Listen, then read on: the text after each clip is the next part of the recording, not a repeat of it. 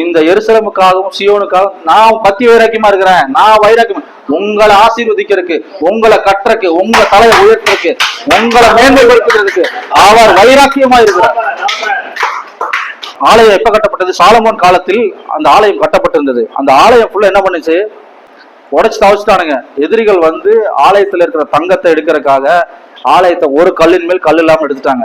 ஏன் ஒழுக்கப்பட்டதுன்னா, சாலமோன் அந்த ஆலயத்தை மிகவும் அழகாக கட்டியிருந்தாரு. எல்லாம் விலை உயர்ந்த பொருட்கள், தங்க தகடுகளால, பசும்பொன் தகடுகளால ஆலயம் ஃபுல்லா பட்டி மாதிரி போஸ்ட் வச்சிருந்தாரு.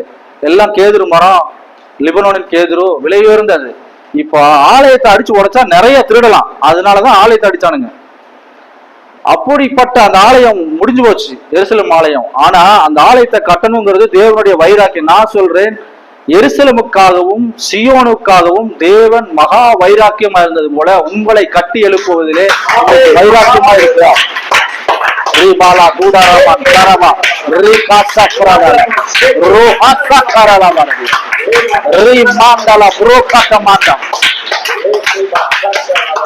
அப்படின்னா ஒரு விஷயம் என்ன சொல்றாங்கன்னா, ஏன் அன்னைக்கு அந்த ஆலயத்தை பத்தி நீங்க நினைக்காதீங்க. இன்னைக்கு நீங்க தான் ஆலயம், நீங்கள் தான் சபை. நமக்குள்ள என்ன பிரச்சனை, நமக்குள்ள என்ன இடிஞ்சு விழுந்து கிடக்குது, நம்ம வாழ்க்கையில என்ன ப்ராப்ளமா இருக்குது, அதை எல்லாத்தையும் கட்டி எழுப்புறதுக்கு. அப்பதான் பெரிய பர்வதமே, செருபாபேலுக்கு முன்பாக நீ எம்மாத்திரம், நீ சமபூமி ஆவாய்.